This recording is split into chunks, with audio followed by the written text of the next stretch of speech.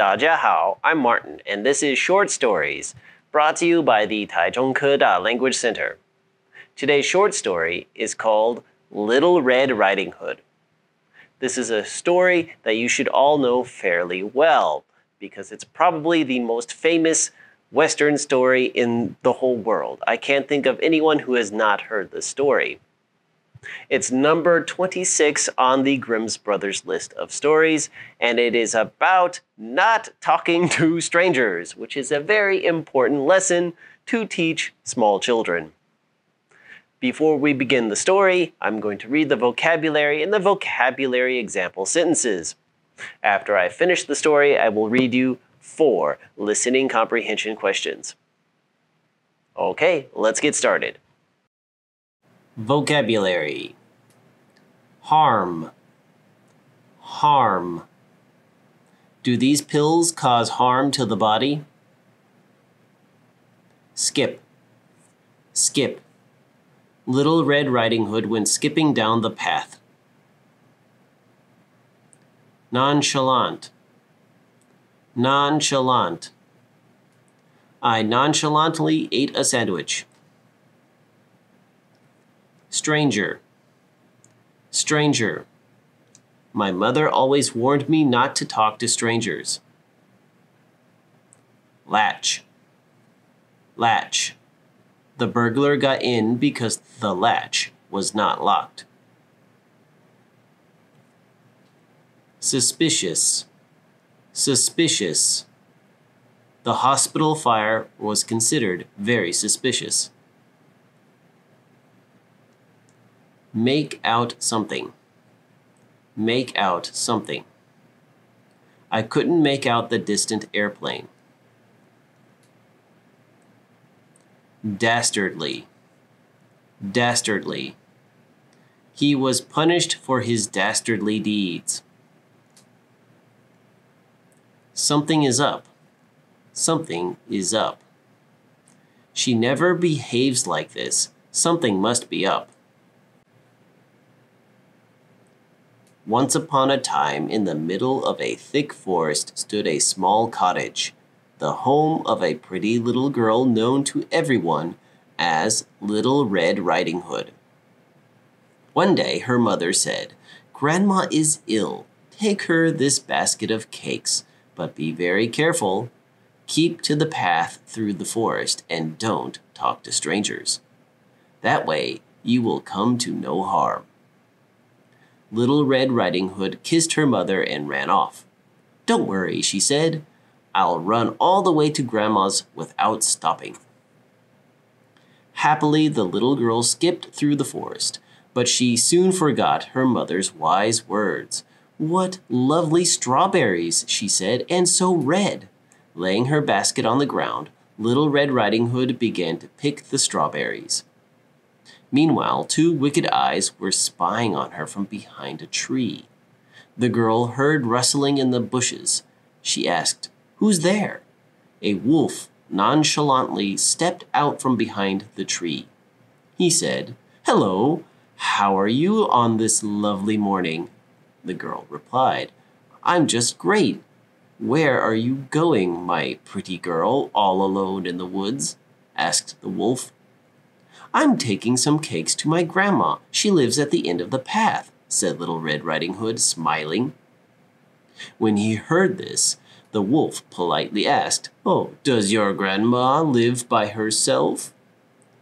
"Oh, yes," replied Little Red Riding Hood, "and she never opens the door to strangers." "Goodbye. Perhaps we'll meet again," replied the wolf. Then he walked away. The girl didn't think about her encounter with the wolf and continued to pick strawberries. Once all the ripe strawberries were picked, she continued on her way to her grandmother's house. When she arrived, she knocked on the door and said, "Grandma, can I come in?" A loud voice inside said, "Open the latch and come in." "What a deep voice you have," said the little girl in surprise. "The better to greet you with," said the voice from the bedroom. Little Red Riding Hood walked into the house and toward the dimly lit bedroom in the back. As she got closer to the bed, the girl could see her grandmother's hands resting on the blanket. "What big hands you have, Grandma!" exclaimed Little Red Riding Hood. "The better to hug you with," said the shadowy figure in the bed.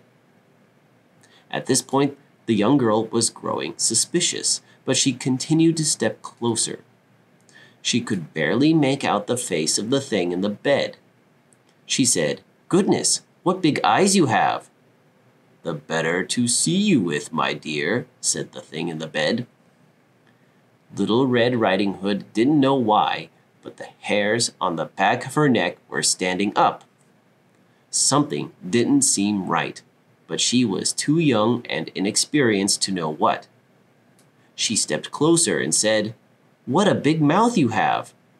"The better to eat you with," growled the creature in the bed, and before the girl could blink, the creature leapt out of the bed and revealed itself to be none other than the wolf she had met earlier, only now he was wearing grandmother's clothes. Little Red Riding Hood tried to run away, but it was too late. The wolf swallowed her whole. She slid down the wolf's throat and into his stomach, where she met her grandmother. The wolf had arrived at the cottage before Little Red Riding Hood and had eaten grandmother in order to take her place. "What a dastardly trick," thought the girl. "But it's all my fault. I should have listened to my mother's words," she thought to herself in despair. The wolf was so full now that he laid on the bed and took a nap. The wolf did not know this, but the grandmother always bought her firewood from a local woodcutter who lived nearby. He normally came by her cottage at this time each day to bring her a fresh cart of cut wood. He noticed that the front door was open. "Something's up," he said to himself. He went inside. He found the bloated wolf sleeping on grandmother's bed. From inside the wolf's stomach, he could hear muffled voices. The woodcutter knew what he had to do. He picked up his axe and cut the wolf's belly open. Out jumped Grandma and Little Red Riding Hood. After thanking the woodcutter, Little Red Riding Hood went back home. When she arrived at home, the little girl told her mother, "We must always keep to the path and never talk to strangers. That way, we come to no harm." Now for the listening questions. Number 1. Who is Little Red Riding Hood going to visit? A. Her grandma. B. Her grandpa. C. Her mother. D. The wolf. Why, it's A. Her grandma, of course. Question 2. What fruit does Little Red Riding Hood encounter on the way? A. Bananas. B. Apples. C. Pineapples. D. Strawberries. The answer is D. Strawberries. Question 3. What does the wolf do with Little Red Riding Hood and her grandma? A. He eats them. B. He cooks dinner for them. C. He gives them directions.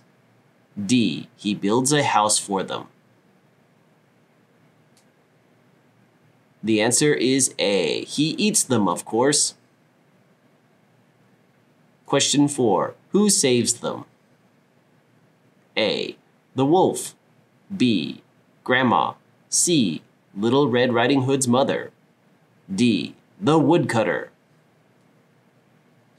The answer is D. The woodcutter saves them. Well, thank you for watching. I hope you enjoyed today's version of Little Red Riding Hood. And always remember to stay to the path and don't talk to strangers. Thanks again, and see you next time. Bye-bye.